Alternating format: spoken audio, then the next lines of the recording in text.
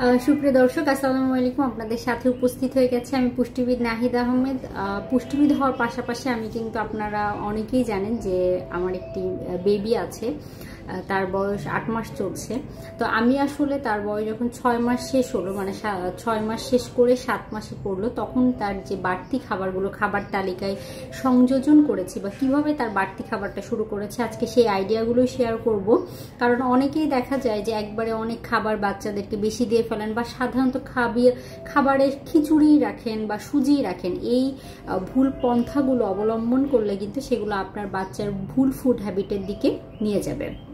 আরেকটি বিষয় মাথায় রাখতে হবে, আমি কিন্তু কখনোই আমার বাচ্চার খাদ্য তালিকায় ব্লেন্ড করা খাবার অ্যাড করিনি। আমি সবসময় ম্যাশ করে নরম সবজিগুলো বা সবজিগুলো একটু ভাপে দিয়ে তাকে দেওয়ার চেষ্টা করেছি।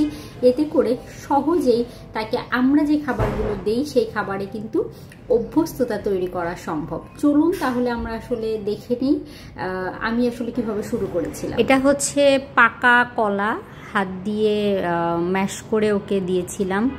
এরপরে হচ্ছে ভাতের মাড়, দেখতে পাচ্ছেন ভাতের মাড় দিয়েছিলাম। তো আমি যে খাবারগুলো রেখেছি এর পাশাপাশি আপনারা যে কোনো সবজি সেদ্ধ করে দিতে পারেন, আলাদা করে দিতে পারেন। এটা হচ্ছে পাকা কলার সাথে একটু ফর্মুলা মিশিয়ে দিয়েছিলাম যে ও অ্যাকসেপ্ট করে নাকি সেইটা দেখার জন্য। এটা হচ্ছে সুজি কলা ফর্মুলা। আমি আসলে কোনো খাবারই সিঙ্গেল দেইনি, খাবারগুলো 2-1টা একসাথে মিশিয়ে দেওয়ার চেষ্টা করেছিলাম, তাহলে অল্প খাবারে বেশি পুষ্টি পাবে। এটা পাকা পেঁপে, এটাও হাত দিয়ে চটকে নেওয়া। তারপরে যেটা দেখতে পাচ্ছেন এটা হচ্ছে ভাতের মাড় ও রান্না ডালের পানি। তারপরে হচ্ছে ওকে আমি দিয়েছিলাম ভাত। একটু দেখা গেছে যে 15-20 দিন যাওয়ার পরে ভাতের নরম ভাত সাথে কলা আর ফর্মুলা দিয়ে মিক্সড করে একসাথে দিয়েছিলাম।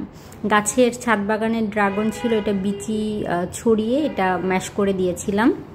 এরপরে ডালিমের জুস দিয়েছিলাম। আপনারা আপনাদের পছন্দ মতো যে কোনো সবজি ওকে সেদ্ধ করে দিতে পারেন বা সবজির সাথে একটু নরম ভাত মিশিয়ে যে কোনো খাবার মিশিয়েই কিন্তু দিতে পারেন, কিন্তু একটা সিঙ্গেল খাবার দেওয়ার চেষ্টা করবেন যাতে সব খাবারের টেস্ট বুঝবে তারা। এটা হচ্ছে ডাল সেদ্ধ করে হালকা।